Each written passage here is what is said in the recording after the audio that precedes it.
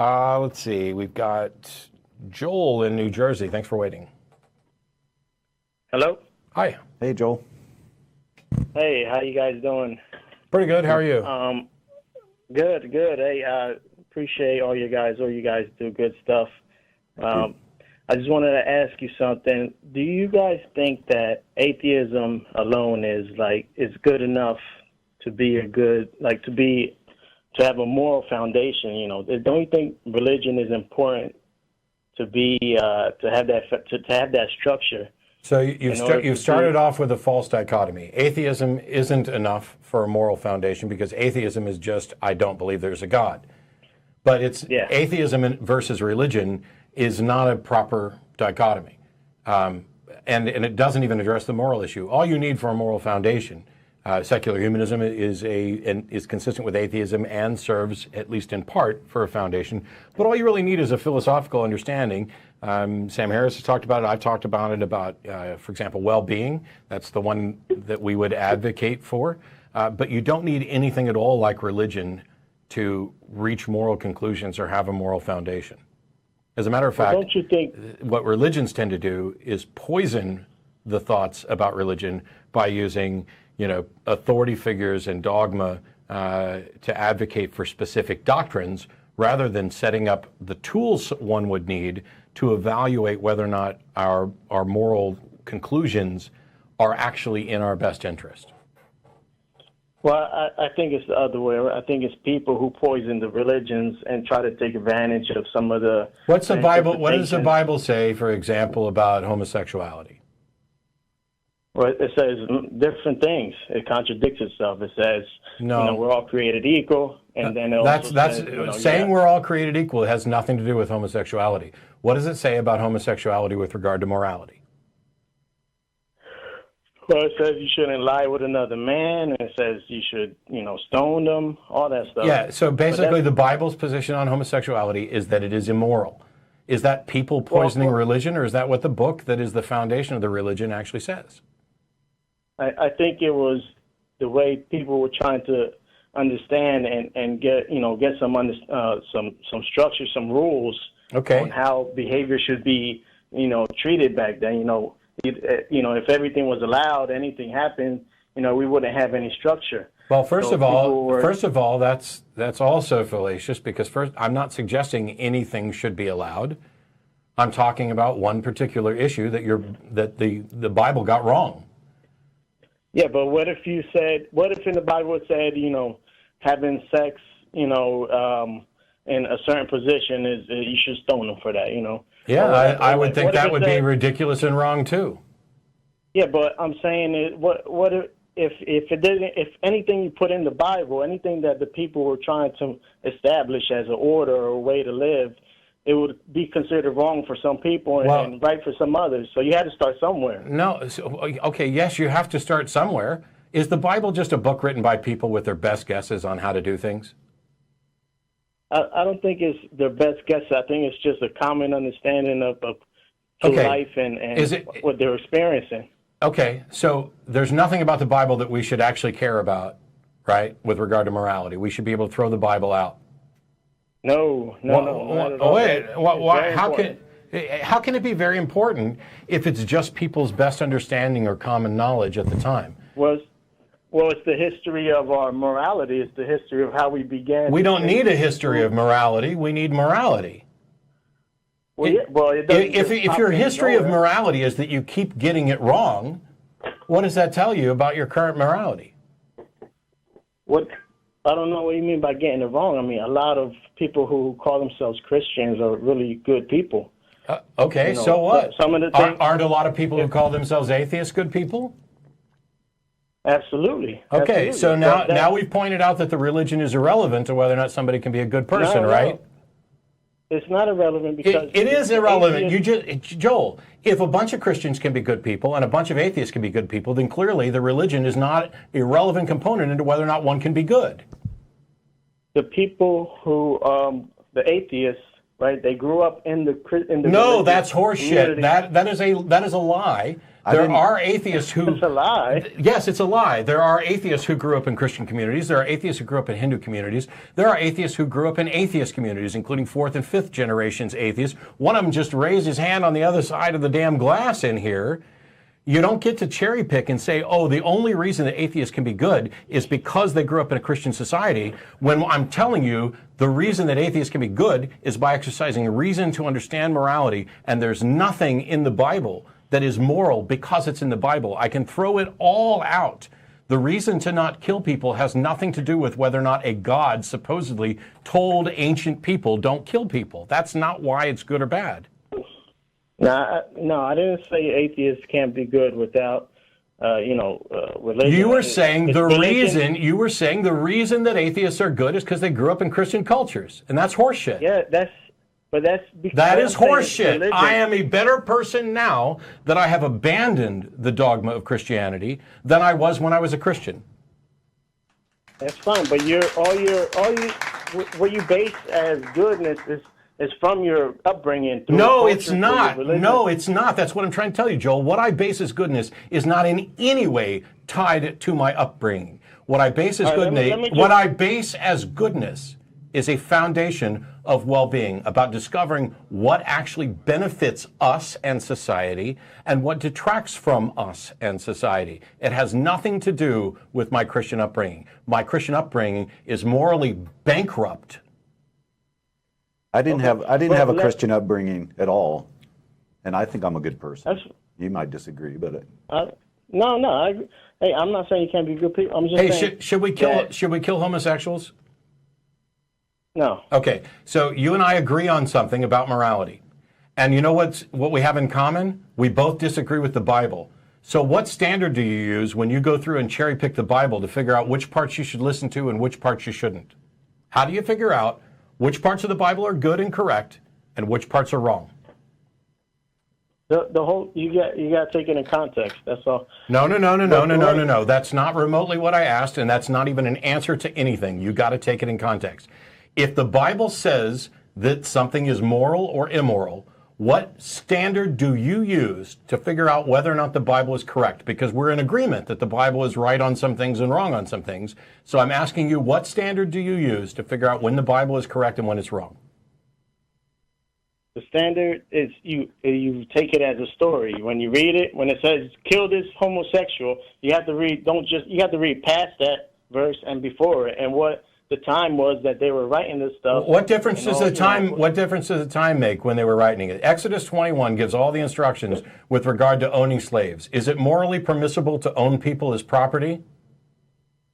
Back then it was, but the Bible. So whoa, Joel, you're saying it used to be morally correct to own people as property?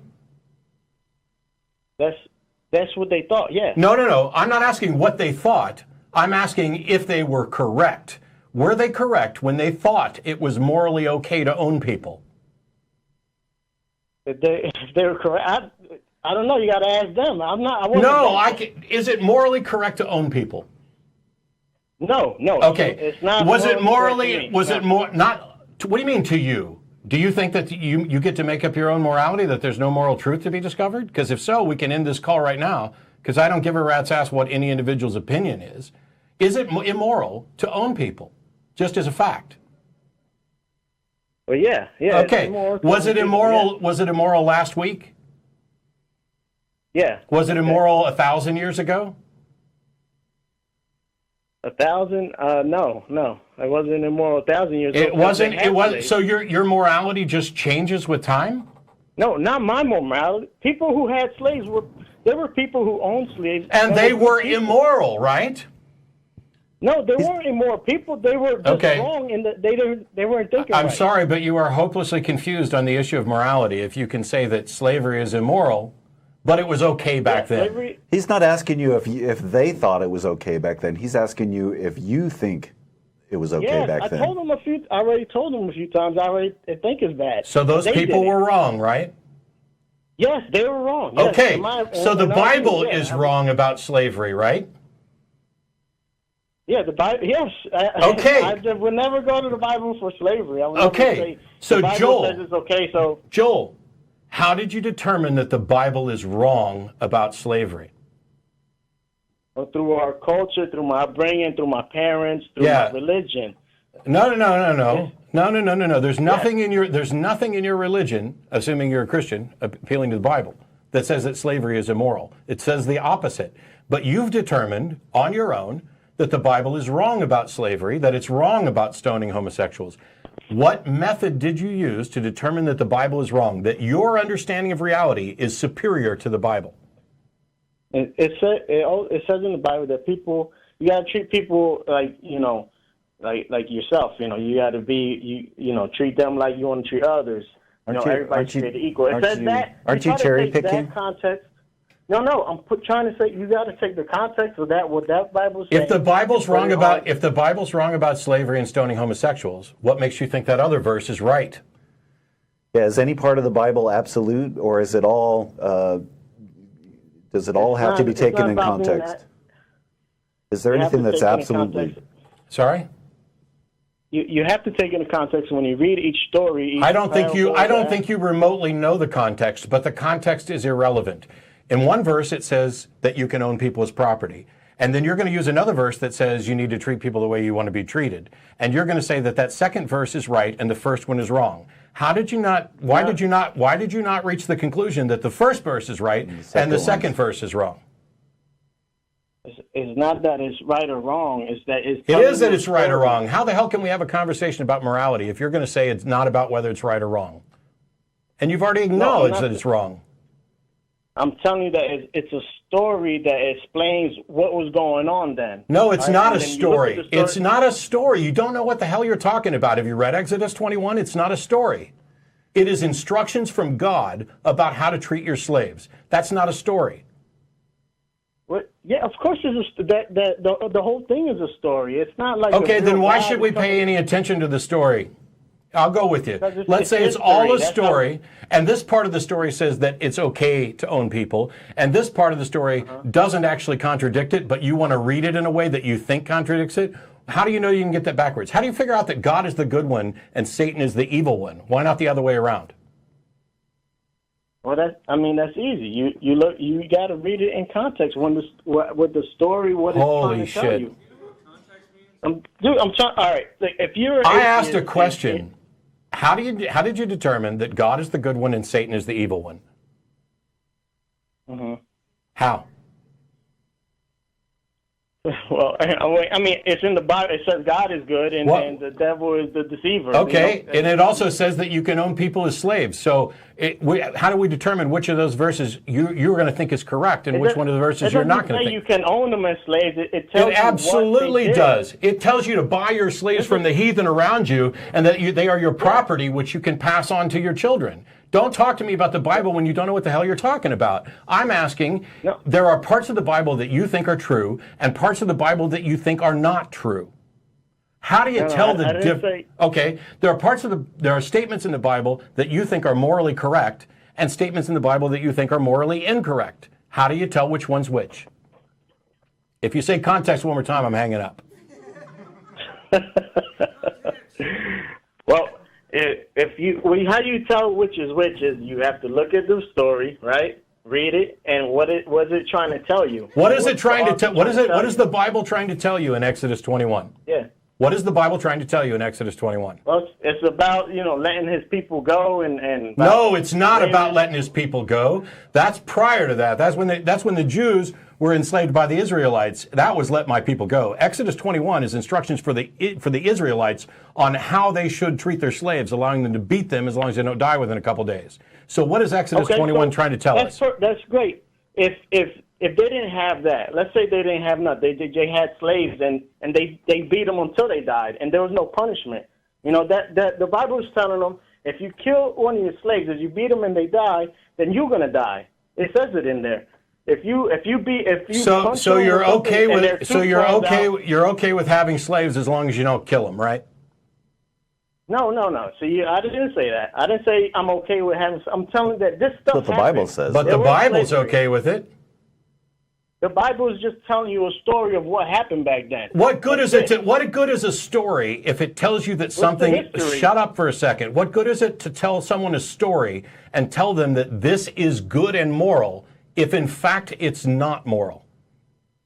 Well, where does it say it's good and moral to have a slave? I don't think it's ever said that it's good and moral to have a slave. Goodbye. There's no. You don't have any understanding about morality or the book that you're talking about.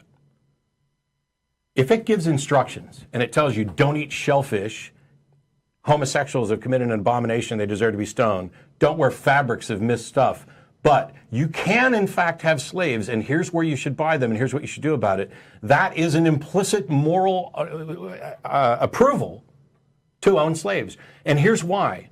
Because if you or I were God, Joel, and we knew that it was wrong to own people's property, commandment number 1 would not be, I am the Lord thy God. It would be, thou shalt not own another human being as property, period. If your God is so weak that he has to soften slavery, well, I'll let him keep slaves, just don't, kill them, but he can tell you not to eat shellfish, you've got a dumbass, useless God. I think what Joel was skirting around, though, is that he looks at the Bible and he uses his own moral judgment as to what is okay and what isn't. And if that's the case, then why do you need the Bible at all? Exactly. And that's the point that I was trying to get to. But every time I asked him how you tell the difference, well, it's a story and it's context. The truth is, everybody pretty much comes about the morality the same way. They are trained from children by whatever their parents accepted, and then after that they start to work it out themselves based on reason and evidence. The exceptions are religion. And when people get so entrenched in religion that they are willing to make excuses for slavery, they are willing to say that once upon a time it was okay to stone homosexuals, but now it's not. You are putting yourself in a position where you are in constant contradiction, where you're saying, yes, this verse got it wrong, but that's okay because that was people's best guess, or that was their common understanding. But this verse over here definitely got it right, and so this is the one that's from God. You can't do that. You are using your own brain. Which is great. I just wish you'd acknowledge it, because the second you do, you get to the point where the rest of us are, which is that book is irrelevant, because slavery is either moral or not, independent of what any book, holy or otherwise, has to say about it. Homosexuality is either immoral or not, independent of what anybody's opinion is or what somebody wrote in a book. So if your argument, as it was for Joel, was that religion is necessary for morality, no, it's not. Nothing even approaching religion is necessary for morality.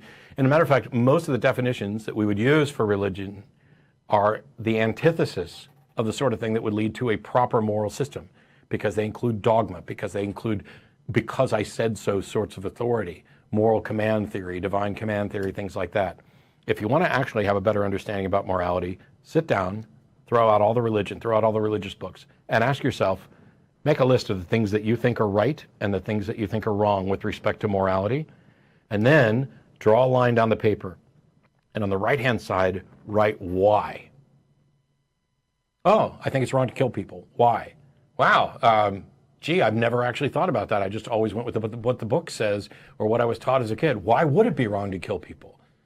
And maybe you can get to the realization that we have to share space on this planet. And so I'd rather not be killed, and you'd rather not be killed, so it's in our best interest to encourage a mindset that is in opposition to us just running around killing people or not having consequences for that. That it's in our best interest as individuals and as a society to continue to encourage a sort of society where murdering people is discouraged. You can go down the list, you can make all those. When you get to one where you say, because the Bible says so, you failed. Put a big F on the paper, you're done. Because the Quran says so, fail. Because these arguments from authority do not get you to any actual understanding about morality. They are showstoppers. They are for the lazy thinkers. And there's lots of lazy thinkers, and all of us are lazy on occasion. I was lazy for many, many, many years and didn't want to think about these. Why should I bother thinking about this? This philosophy stuff, it's all God sitting around, we're going to talk about whether or not reality is real and blah, blah. This stuff matters. But at a minimum, if your view is that you can go through the holy book that serves as the foundation for your religion, and on your own, pick out the things that you think are right and pick out the things that you think are wrong, You are your own God, you are your own religion, and that book is irrelevant. You could have just as easily made that list and said, because I think so, on the right-hand side for every single one of them.